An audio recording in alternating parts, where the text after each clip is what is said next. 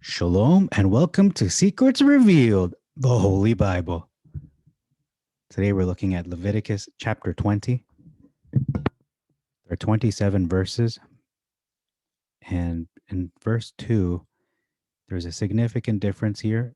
We see the word proselytes being used versus strangers. So these are new converts. They're not simply people living there free to do as they want. They aren't strangers living there simply doing what they want. They are new converts. That's an important distinction. Verse 3, we see another, actually a big difference. It says here, profane the name of them that are consecrated to me versus profane my holy name. So in this case, you're profaning the name of the people. On the other hand, the Maz is saying profaning the name of Yah or Elohim. Verse 4 says there's a significant difference here. Hesti, overlook. If the natives of the land should in any wise overlook that man in giving of his seed to, it says the name there, I won't say the name, but you can read it yourself, Molech. So if you overlook that guy, that person, what he's doing, so as not to put him to death, so you don't make him pay the consequences of his actions. That's what this verse is saying. As opposed to what the Maz is saying, hide their eyes. So you're hiding your eyes, you're closing your eyes instead of just overlooking. So you can still witness. Technically, people can witness the crime being done, but they overlook. They overlook it. They choose not to seek prosecution. However, in the Maz, they're saying they refuse to even look and be witnesses. So that's a significant difference. Big difference in 5. There's so many big differences in this chapter. So we're going to be digging in this one for a bit. Destroy versus cut off. And that's not the difference. The big difference is this: the who have one mind with him. So this person who committed this crime and other people are of one mind with him. They're united as one in one purpose with him. Basically, they are not just consulting together. They are what's the word? We are you are a party to the crime. So you are aiding and abetting. Complicit, that's the word I'm looking for. So you're complicit in this man's crime versus go whoring after him, meaning to follow him in his wickedness. So essentially the difference here, and I think it's a big difference because in the Septuagint, the Sept, it's saying that they are united as one. They're all agreed. They've reached a consensus that this is what we're going to do.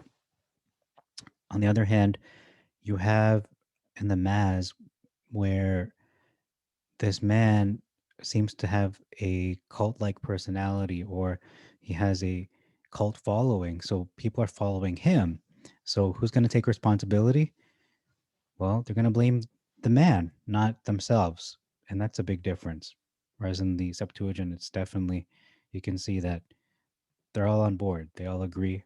And no one's really a ringleader here, in my opinion. So big difference here is that it says that he should go a whoring to the princes versus whoredom with that name there. So this could mean a king. In Hebrew, that means a king. Or it could be the false deity, and it was mentioned previously just in the previous verse. So it does look like, well, according to the Septuagint, is the princes. It's the princes, but it could also mean king. But it's interesting that difference is there. Verse 6, a divining spirit, uh, which is somebody who gains insight using the occult or through contact with a supernatural agency or a spirit. But the big thing to note is it's any spirit other than that of Yah. On the other hand, in the Mass, it's saying familiar spirits, which is supernatural entities that assist witches or individuals in practicing magic. Next, we see enchanters being used. The word enchanters means one who practice incantation, i.e., use of spells or verbal charms that are spoken or sung as a part of a ritual of magic. So let me just pause here for a moment. Okay, so the use of spells or verbal charms spoken or sung as part of a ritual of magic, that's incantation, that's what it means. Um, okay, I'm not sure why that just disappeared on me. What has happened? So let's start over again. Enchanters. So, what is an enchanter? These are people who use spells or verbal charms. These are people who use spells or verbal charms spoken or sung as part of a ritual of magic. It is also a written or recited formula of words designed to produce a particular effect. So, my big question is, does this mean that some modern day music, pop music in particular, is incantation in disguise? Um, I'm asking honestly. Please respond in the comments. How do some songs invoke an emotion, whether it's a carnal emotion, whether it's a spiritual emotion? Is it a right emotion? Is it a wrong emotion? On the other hand, some songs might inspire the fruits of the Spirit and encouragement, praise, thankfulness to our Creator, while other songs may plant a seed of bitterness and complaining and discontent, idolatry, covetousness. That's a lot of hip hop songs, to be honest. Has to do with a lot of idolatry, covetousness. The modern hip hop, not the older one that sang about maybe human rights for the most part, for a lot of things. Um, but you can see that throughout the pop music industry, all across the board. So they could plant a seed that is of the flesh, they could plant a seed of pride, etc. So this is actually a huge topic because music is so pervasive and one of the most powerful mediums that unites everybody. Doesn't matter what language you speak, everyone can understand music and they can deliver a powerful message, especially in our day and age with YouTube. Obviously, with YouTube, I think most of YouTube is spent watching music videos or listening to music, reading lyrics, things like that. So, music is something that is so strong. It is a tool that is very, very strong, extremely powerful, and it can spread uh, messages very easily. And these messages are understood, sometimes misunderstood. Yet there are spiritual underpinnings when it comes to music because it is an experience that is very much emotional, spiritual, and mental, even physical, depending on the context of where someone's listening to it, how the music is being performed. So I believe that the impacts of music are not fully understood and cannot be truly measured. So, in some ways, yes, it is magical, and not all music is bad, but music operates in a different realm than simply the physical, the flesh and blood and earthly. It is similar to, if I may say so to the experience of love and even sexual reproduction and emotion and art. And I heard someone mention recently that music is so interesting because, or so appealing to people because it was Jordan Peterson actually. He mentioned how music is something where people can understand how individuals who play different instruments all come together to harmonize and create one of the most beautiful experiences, one of the most uniting experiences as human beings, and it transcends a lot of the things we normally experience the day on the day to day. It really is a very powerful experience. So that's incantation. Just incantation alone, it can be very powerful. And just looking at the definition that these are words or uh, verbal charms that are spoken or sung as a part of a ritual of magic. So music could possibly be magical, um, both good and bad. I don't mean there's good magic. I'm saying that the effect is so powerful that obviously we have praise songs, revelation. You can hear songs or not hear them, but read of songs. The Song of Moses, Song of Miriam. The Psalms are all songs, but they're all just lyrics. So that's really interesting. And then next is so they use that enchanters, sorry. And then wizards is what the Masoretic uses. So a wizard is a sorcerer, one who practices sorcery. Um, Sorcery is defined as the use of power gained from the assistance or control of evil spirits, especially for divining. So, verse 7, we have a massive difference here. Why do I say it's massive? Because one is, they're very different. One is a straightforward command, you shall be holy. Why? For I, Yah, your Elohim, holy, am holy. So he's giving us a very straightforward command. It is a commandment, and he gives us the rationale behind following this commandment. The other in the Masoretic says, "Sanctify yourselves, therefore, and be you holy, for I, Yah, your Elohim." So, can you see the difference there? The other one is more like a suggestion. Be holy, be or be not. But it doesn't say be not, but be. It's not shall. You shall be. No, it's be. Be holy. Again, we must stress that holiness is a very important attribute of Yah. And he's the rationale here is because I'm Yah. That's why.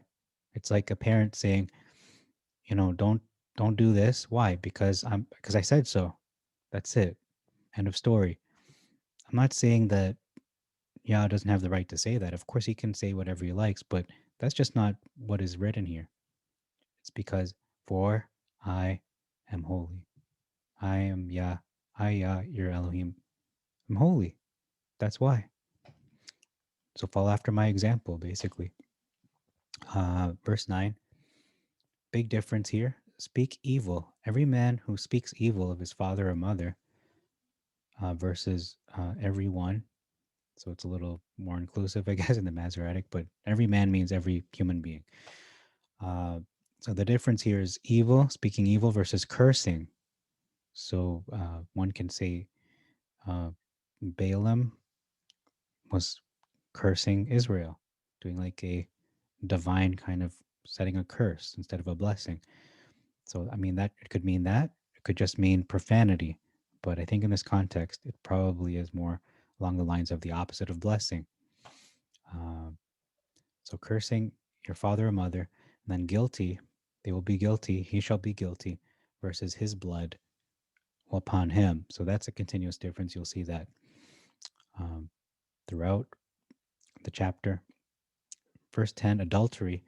Whatever man shall commit adultery. So, adultery is very different from fornication because adultery, or I should say fornication, is a sexual act done between two single people that are non-married, man and woman, heterosexual uh, union or interaction, and they're both single. They're not married.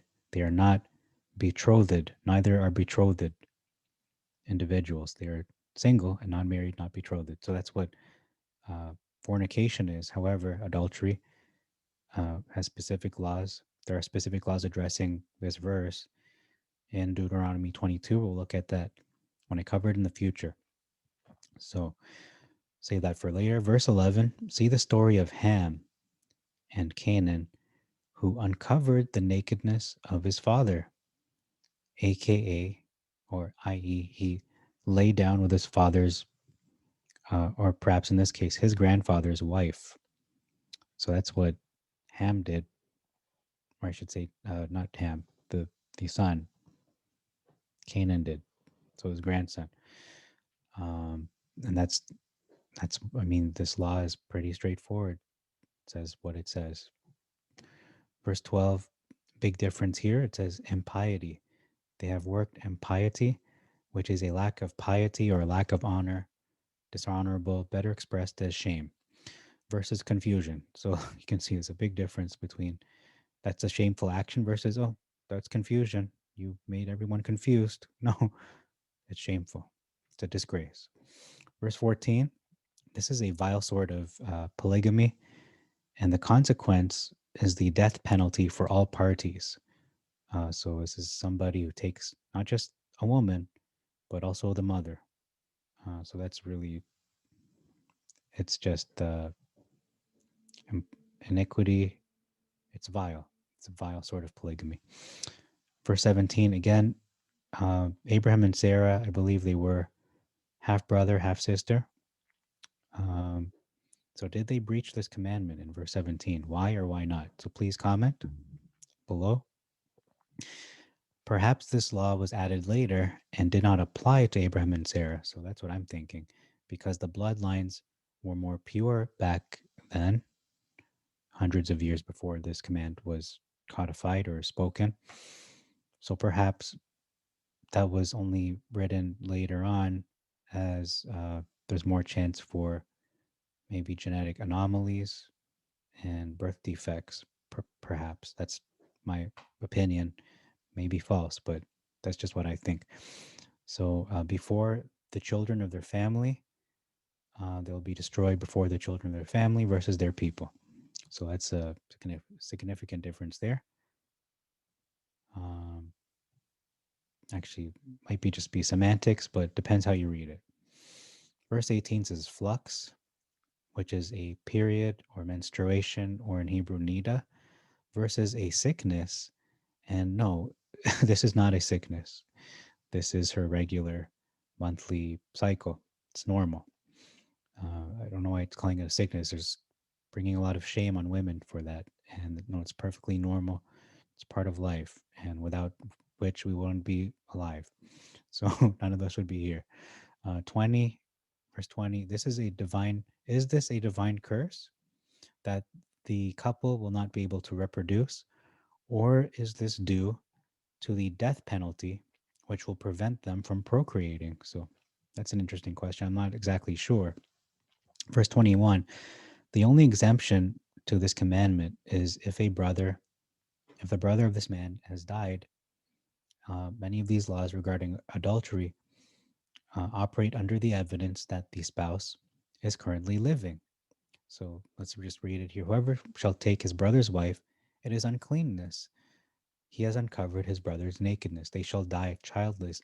But again, this commandment does not apply to the Levite who is married or was married to a woman, ends up dying, and then uh, they're childless. He dies, and they're both childless. So the brother, next of kin, would have to marry that woman. And I'm not sure if he has to be married or not. It doesn't really tell us explicitly, but he would then be able to have sexual relations with his brother's wife, and that wouldn't be breaking this commandment because the Levite levirate marriage law would supersede this. Okay, next is Verse 22, aggrieve. The land shall not be aggrieved with you versus spew you out. So that's a very common saying in the scriptures where the land will spew you out, but it's really aggrieve. You're grieving the land. Verse 23 says customs versus manners. So don't walk in the customs of the nations. And it says that uh, they have done all these things or committed all these things. What are those things? What was just mentioned in this chapter: human sacrifice, witchcraft, sorcery, dishonoring parents, sexual immorality. Verse 24 says, all people, that was omitted, all in the Maz. Verse 25, it says here, cattle, unclean cattle. Um, so the word cattle might be better translated as beasts, like it says in the Masoretic, or better understood as not only cows, which encompasses all four-legged domesticated animals for human use. So it would be more apt to be translated as domesticated animals, quadrupeds, specifically mammals. And then verse 26 says, all nations versus people. Now, this is an important point because whatever we strive to do, according to the word of Elohim, whether it's a good thing, our rationale isn't only to be saved or just gain entrance to the kingdom, but to be set apart, to be set apart in our thoughts, in our speech, in our actions, because the one who we serve, who is our Father in heaven, is also set apart.